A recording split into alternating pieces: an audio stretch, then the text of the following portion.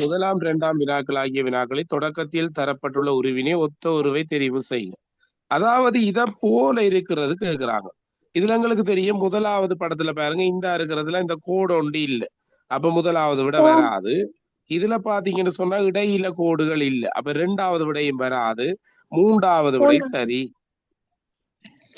தொடக்கத்தில் உள்ள உருவுக்கு சரியான உருவு வந்து மூன்றாவது விடை சரி. இதுல யாரும் ஏதாவது கேட்கணுமா? கிளியரா? Right, okay. அடுத்த வினா பாருங்க. ரைட், தயவு செய்து எல்லாம் மைக்கும் ஆஃப்ல வச்சுக்கொள்ளுங்களா. ஒரு மைக்கில் ஒரு அடையாளம். சரி, அடுத்தது பாருங்க. இரண்டாவது வினா இத போல இருக்கிறது பாத்தீங்கன்னு சொன்னா பிள்ளைகள் என்ன, முதலாவதுல பாருங்க இந்த இருக்கிறதுக்கு இடையில ஒரு இடைவெளி இருக்கு. இந்த மூன்றாவதையும் பாருங்க இதுலயும் ஒரு இடைவெளி இருக்கு. இந்த இரண்டாவது விடைய பாருங்க அத போல சரியா இருக்குது. ஆகவே சரியான விடை இரண்டாவதா இருக்கு. இப்ப ஏன் அந்த முதலாவது விடை மூன்றாவது வராதுன்னு தெரியணும், அதோட இரண்டாவது விடை ஏன் வரணும் என்று தெரியணும். இப்படித்தான் ஐக்கிய படிங்க. சரியா, 3 விட தந்தா அதுல இருக்கிறத செய்யறதுக்கு ரெடியா இருக்கு. அடுத்த பாருங்க. ரைட், அது விளங்குதா உங்களுக்கு? சரி, இதுல பாத்தீங்கன்னு சொன்னா மைக்கோ ஆஃப் பண்ணி வைங்க, தேவையான நேரம் ஆன் பண்ணி கேளுங்க. சரியா, இப்ப என்ன பிரச்சனைன்னு சொன்னா இப்ப உங்களோட வீட்டுல இருந்து 50 மீட்டர் கதைக்கிற சத்தம் கேட்கும். சரி, அதால மைக் ஆஃப் பண்ணி வைங்க. அங்க இருந்து வீட்டை சம்பல் இடிக்கலாம் ஏன்னா, அல்லது ஏதாவது கதைக்கிற இப்ப அம்மா அம்மா தெரியாம கதைச்சிருவாங்க ஏதாவது தேவையில்லாத கதைகள், அதெல்லாம் மற்றாக்களுக்கும் கேட்கும். அதால மியூட் பண்ணி வைங்க. தேவையான நேரம் ஆன் பண்ணி கேளுங்க. அதுல மைக்கில் ஒரு க்ரோஸ் ஒன்று இருந்தா ஆஃப்ல இருக்குன்னு அர்த்தம். அல்லது நீங்க ஒன் பண்ணா அதை கிளிக் பண்ணி விட்டீங்கன்னா அது வந்துடும். சரியா, ஓகே. அடுத்தது பாருங்க. இதுல இருக்கிற இலக்கங்களை வடிவா பாத்தீங்கன்னு சொன்னா கூட்டுனீங்கன்னு சொன்னா இந்த சமன் என்ற அடையாளம் வாரது என்ன மீனிங்னா, இந்தியால இருக்கிற இலக்கங்களை கூட்டி வார விடை இந்தியால வாரத்துக்கு சமனா இருக்கணும். அப்ப இதுல பாருங்க 7 மாறும் 13, 13 மட்டும் 21. அப்ப 21 விட வரணும் வேண்டா, 3 என்ன செய்தா வருமெண்டா 3 பெருக்குனா தான் வரும். 3 21. அப்ப இதுல வர வேண்டியது பெருக்கலா இருக்கு. அதே போல இதுல பாருங்க 12 மட்டும் 20, 20 மாறும் 26. அப்ப 12ஓட 14 கூட்டுனா தான் 26 வரும். அப்ப அதுக்கு கூட்டல் விடையாக இருக்கு. இதுல பாருங்க 4 அப்படியே இங்க வர 4க்கு முன்னிலக்கம் 3 4 வருது. அதே போல 3 4 34 வர திருப்பி 2 சேர்ந்திருக்கு. அப்ப அடுத்த என்ன வரும்? 1 2 3 4 என்ற விடை மூன்றாவது விடை சரி. சரியா, யாருக்கு ஏதாவது பிரச்சனை? சகஸ்திதா சஸ்ரீதா, உங்களுக்கு கிளியரா அந்த கேள்வி?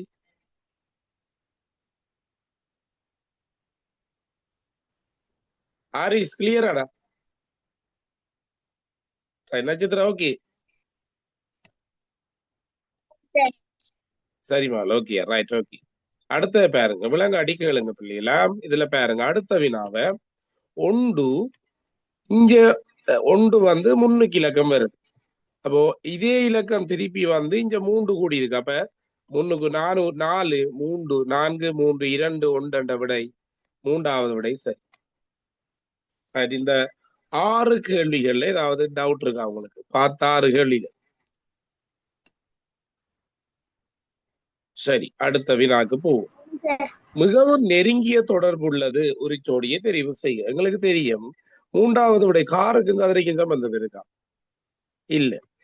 வாளிக்கும் மேசைக்கும் சம்பந்தம் இருக்கா? மேசைக்கும் கதிரைக்கும் மிக சம்பந்தம் இருக்கு. இதுல பாருங்க அன்னாசி பழம், பூசணி காய், கோவா மரக்கறி, இது பழம். இதுல பாத்தீங்கன்னா மூன்றாவதுல ரெண்டுமே மரக்கறி. அப்ப அதுக்கு சரியான விடை மூன்றாவதாக இருக்கு. ஓகே, அது யக்ஷிதா அது கிளியரா மால்? செலோரின் ஓகேயா? Right, okay. அடுத்த வினாவை பாருங்க. ரைட், அந்த எங்கட சாம்சுங் SM M45 இருக்கிறாள் யாரு?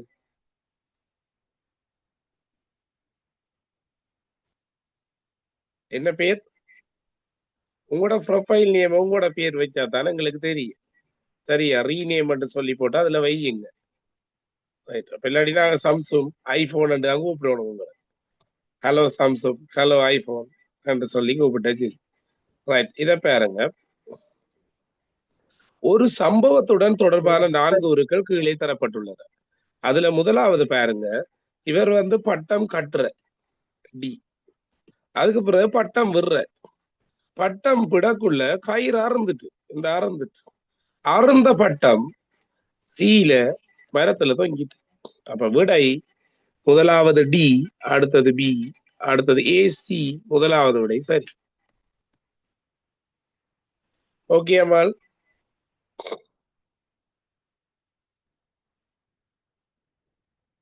சரி, அடுத்த கேள்வி போகுமா?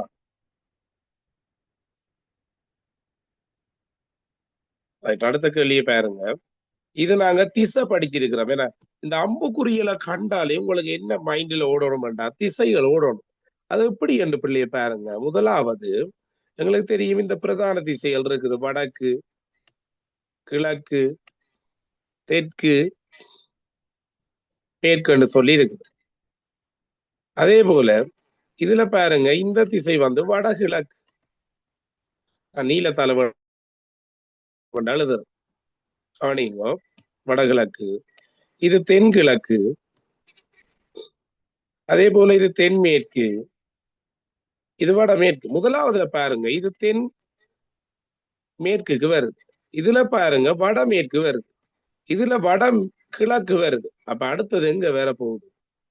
இங்க வேற. இரண்டாவது விடை சரி. இங்க வேற போகுது தென்கிழக்குக்கு. அப்ப இரண்டாவது விடை சரி. 11வது வினாவை பாருங்க. விளங்காட்டி நீ படிக்க வேளுங்க மேல. அந்த கல்லடியில கிஃப்ட் எடுத்தாள் யாரு? என்ன பேரு கூட? சஷ்டி தான். உங்களோட ஃப்ரெண்ட் பேர் என்ன?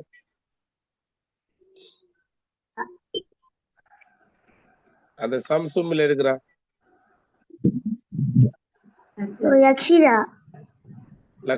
லக்ஷிதாவா? ஜக்ஷிதா. ஜக்ஷிதா. ரைட். ஜக்ஷிதா இருக்கிறீங்க என்ன? Yes sir. Okay right. அந்த கேள்வி விளங்கிட்டாமா உங்களுக்கு? ஓகே. இத பாருங்க பிள்ளைகள், இந்த கேள்வியும் அடிக்கடி வாரது நட்சத்திரம். அப்படியா பாருங்க மால். இதுல 1 2 3 முக்கோணிக்கு 3 கோடு இருக்கு, சதுரத்துக்கு 4 கோடு இருக்கு, 4 கோடு. அதே போல ஐங்கோணிக்கு 5 கோடு இருக்கு. எக்க தெக்க துணை ஹத்தரப்பாக 5 இருக்குது. அப்ப இதுல வாரது 6 கோடி உள்ளதா இருக்கணும். அப்ப அதால விடை இரண்டாவது சரி. இதுல பாருங்க 1 2 3 4 5 6 இருக்கு. அப்ப விடை இரண்டாவது விடை சரி. இதுல பாத்தீங்கன்னு சொன்னா முதலாவதுல 1 2 3 4 5 6 7 கோடி இருக்கு. அப்ப இந்த விட பிள்ளை. இதுல பாத்தீங்கன்னா 1 2 3 4 கோடு தான் இருக்கு. அப்ப இந்த விடையும் பிள்ளை. ரைட். பார்த்த 11 கேள்வியில் ஏதாவது கேட்கணுமா? ரைட். இல்ல. அடுத்த பாருங்க.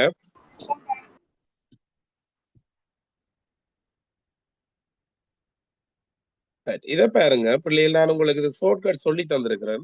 கண்ணாடியில பார்க்கக்குள்ள நடுவால பிரிக்கக்குள்ள 2 பக்கமும் சமனா இருக்கிறது கண்ணாடியில அப்படியே தெரியும். ஏன்னா மாற்றம் பண்ணி தருது. இத பாருங்க, இந்த பக்கம் நிழற்றப்பட்டிருக்குது, இந்த பக்கம் நிழற்றப்படல. அப்ப அதால இது கண்ணாடியில மாறித்தான் தெரியும். ஆகவே இந்த விடை வராது. இத பாருங்க, இஞ்சால வாரது இஞ்சால இல்ல. அப்ப அதுவும் சரியான விடை முதலாவதா இருக்கு. இத பாருங்க பிள்ளைகள், 13வது வினா தூல வழி தொடர்புகளை இனங்காணுதல் என்று சொல்றது. ஏன்னா இது பேசிக் ஐக்கு, அவ்வளவுதான். நீங்க யோசிக்க தேவையில்லை. விலங்காட்டி நீங்க யோசிக்க தேவையில்லை. ஏன்னா வடிவா செய்யலாம். இது மேலையும் கீழையும் ஒரே மாதிரி இருக்கிறபடியா ஒரு வட்டம் தான் பிள்ளைகள் இதுக்கு தெரியும். அப்ப இந்த விட வராது, இதுவும் வராது. அப்ப விட இரண்டாவது சரி. இதுக்கு பெரிய வட்டமும் தெரியும், உள் வட்டமும் தெரியும், அந்த இதுல கப்பிடதுன்னு தெரியும். அப்ப விடை இந்த திறன் இதுக்கு தனி திறன் புக் இருக்கு என்னட்ட 2 புக் இருக்கு. நாங்க அதை செய்வோம். சரியா? செகண்ட முடியட்டும், அவசரப்பட தேவையில்லை. வடிவா நாங்க செகண்ட முடிஞ்ச கையோட சார் ஸ்டார்ட் பண்ணி சொல்லுங்க. 13வது எனக்கு விளங்கல. 13வது அப்படி என்று சொன்னாப்ப இத மேலிருந்து பார்க்கக்குள்ள சரி இது தனித்திறன் அப்பன் இது ஒரே அளவா இருக்கிறபடியினால மேலையும் கீழையும் ஒரே அளவா இருக்கிறபடியினால ஒரு வட்டம் தான் தெரியும். இதே கப் இப்படி இருக்கும் என்று சொன்னா பெரிசாகவும் கீழே சின்னனாகவும் இருக்குமெண்டா அதுல 2 இது தெரியும். இப்படிய பெருசும் தெரியும், கீழே இருக்கிற சின்னனும் தெரியும். இது ஒரு தனித்திறன் என்று சொல்றது. சரியா? அதனால நீங்க இது விளங்காட்டி யோசிக்காதீங்க. மேலிருந்து பார்க்கக்குள்ள தெரிகிற தோற்றத்தை கேட்கிறாங்க. சரியா? இப்ப இதுல கைப்பிடி எப்படி தெரியும்னு சொன்னா இப்ப இதுல ஒரு கிளாஸ்ல ஒரு கைப்பிடி ஒன்று இருக்கு. சும்மா சொல்றேன். இதுல ஒரு கைப்பிடி இருக்குன்னு சொன்னா அது எப்படி தெரியும்னு சொன்னா இப்படி வட்டத்துல இது ஒரு கோடு மாதிரி தெரியும். சரியா? இது இப்ப நீங்க யோசிப்பீங்க இந்த கப்பை மேல இருந்து பார்க்கக்குள்ள ஏன் சார் 2வது தெரியும்னு தானே கேக்குறீங்க. ஏனென்றா அது மேலையும் கீழையும் சம அளவுல இருந்தா ஒரு வட்டம் தான் தெரியும். மேல பெருசாகும். இந்த 2வதுக்கு பாருங்க, மேல பெருசாகும் கீழே சின்னனாவும் இருக்கிறபடியா இந்த இருக்கிற படம் பேர் இந்த இருக்கிற கப்பன் சோஸ் இந்த கீழே இருக்கு தானே அது இப்படி தெரியும். அப்ப விடை 2வது சரி. சரி, நாங்க இதை பற்றி கொஞ்சம் படிப்போம். சரி, அது விளங்காட்டி கவலைப்படாதீங்க, நான் இப்ப சொல்லி தரேன். இத பாருங்க, இந்த இருக்கிற வட்டம் வெளியில வர இந்த முக்கோணம் சின்னனாய் உள்ள போகுது, சதுரம் வெளியில வர இது உள்ள போகுது. அப்ப இது வெளியில வர இது உள்ள போனா படம் என்ன வரும்? 3வது விட சார். 3வது விடை சரி. அதே போல இத பாருங்க, இது 2ம் சேர்ந்து பிள்ளைகள் இது வருது. விளங்கிட்டோ? இங்க பாருங்க, இதை நான் கீறுறேன். எப்படி கீறுறேன்? இதை கீறுறேன், இப்படி போட்டு இப்படி கீறிட்டோன்னே இந்த படம் வருதா இல்லையா? இது 2ம் சேர்ந்து இது வருது, இது 2ம் சேர்ந்து இது வருது.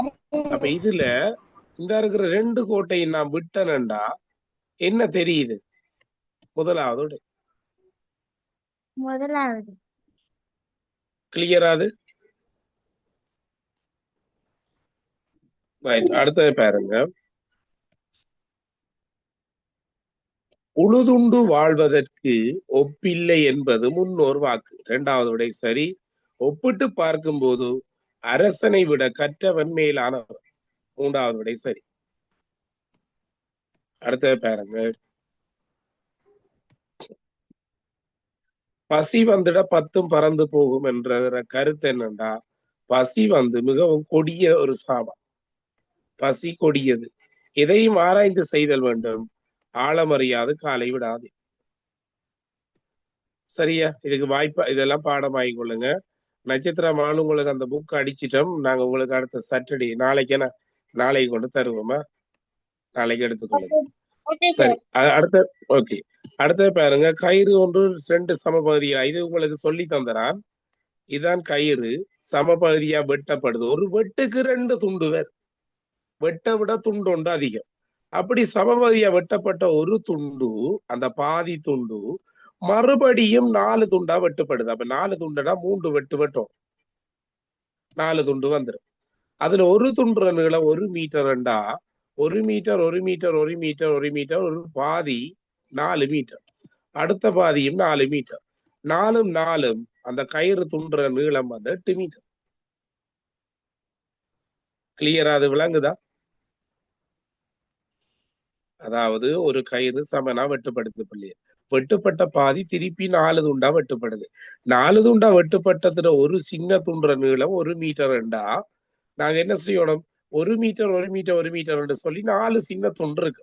அப்ப ஒரு பாதியிறது 4 மீட்டர், அடுத்த பாதியிறது 4 மீட்டரா இருக்கும். ஆகவே அதற்கு சரியான விடை 8 மீட்டராக இருக்கு. சரியா? இதை செய்து கொள்ளுங்க. நான் நேரடி கிளாஸ்ல உங்களுக்கு இதை போல கேள்விய சொல்லித்தார். சரி சார். ஓகே, அடுத்த கவனிங்க. 100 தொடக்கம் 110 வரையான எண்களை எழுதும் பொழுது பூஜ்ஜியம் எழுதப்படும் தடவைகள். அப்ப நாங்க 100 இருந்து 100, 101, 102, 103, 104,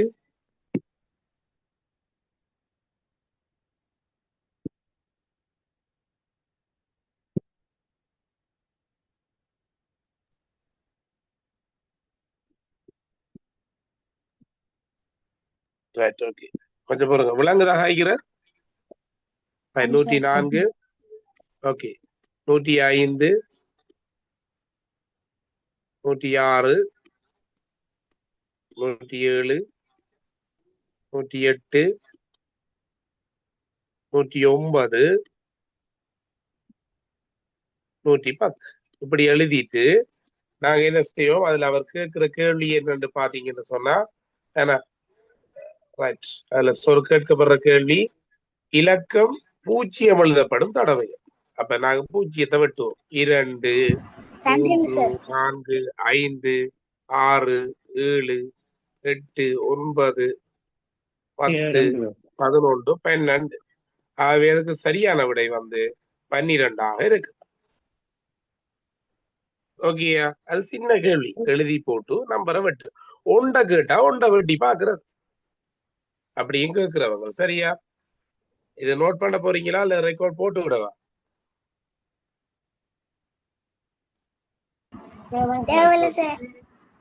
அடுத்த கேள்வியை பாருங்க. எனும் எண்களை மிக சிறிய எண்ணிலிருந்து மிகப்பெரிய எண் வரை ஒழுங்குபடுத்தும் போது ஒரு வரிசைப்படுத்த சொல்லுறாங்க. அப்ப இந்த 4 இலக்கத்துல ஆக சிறிய இலக்கம் எதன்னு பாத்தீங்கன்னா 132 இருக்கு. அடுத்த இலக்கம் 141 இருக்கு. அடுத்த இலக்கம் 157 இருக்கு. அடுத்த இலக்கம் 165 இருக்கு. இதுல 132 முதலாவது, 142 இரண்டாவது, 157 மூன்றாவது, 165 4வது. இதுல முதலாம் எண்ணினதும் மூன்றாம் எண்ணினதும் நடுவுல வார இலக்கம். முதலாம் எண்ணுக்கு நடுவுல என்ன வருதுன்னு பாருங்க, நடுவுல வார இலக்கம் 3. முதலாம் எண்ணுல நடுவுல வார இலக்கம் 3. அடுத்தது மூன்றாம் எண்ணுல நடுவுல வார இலக்கம் என்ன, 5. அப்ப சரியான விடை 3ம் 5ம் என்பது சரியான விடையாக இருக்கு.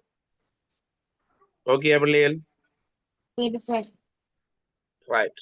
இப்படித்தான் இந்த கேள்வி பாக்குறதா வடிவா பார்த்து கொள்ளுங்க. இதெல்லாம் பெரிய விஷயம் இல்லை, சின்ன சின்ன ஐக்கியூல தான் படிக்கலாம், எங்களுக்கு அது விளங்கும். சரியா, விளங்காட்டியும் யோசிக்க தேவையில்லை, நாங்க அதை போல முதல் கேள்விகள் செய்வோம். சரியா, அடுத்த கேள்வியை பாருங்க. ரைட். ஒரு தந்தையும் கவனிங்க, மாதவனின் தந்தையின் தந்தைக்கும், இப்ப மாதவன்டா நீங்க என்று வைங்கள, நீங்க தான் மாதவன். சார் நாங்க பொம்பளை பிள்ளை எப்படி சார் மாதவனா இருக்கிறோன்னு கேட்க வேணாம், சும்மா நினைச்சு கொள்ளுங்க. மாதவன், மாதவன் அப்பா, உங்களோட அப்பாவை நினைச்சு கொள்ளுங்க. இப்ப எந்த அப்பாவை நினைச்சு கொள்றா, ரைட், எங்கட அப்பாட பேர் கேமிநாதன், கேமி என்று வச்சு கொள்றோம். சரி, சோட்டா போடுறோம்.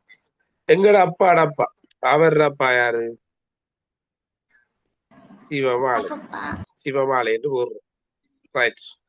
இப்ப மாதவன்ட தம்பி, எந்த தம்பி, மாதவன்ட தம்பிக்கு கரண் 2 வைப்ப, வேற சீரனுக்கு பதிலாக ஒரு கரண் வச்சிடுவோம். இப்ப உறவு முறை, இப்ப எந்த தம்பி படியா பாருங்க, எந்த தம்பி எந்த அப்பாட அப்பாவை என்னண்டு கூப்பிடுவான், அப்பா ஆண்டுவான் அல்லது பாட்டை நண்டுவான்.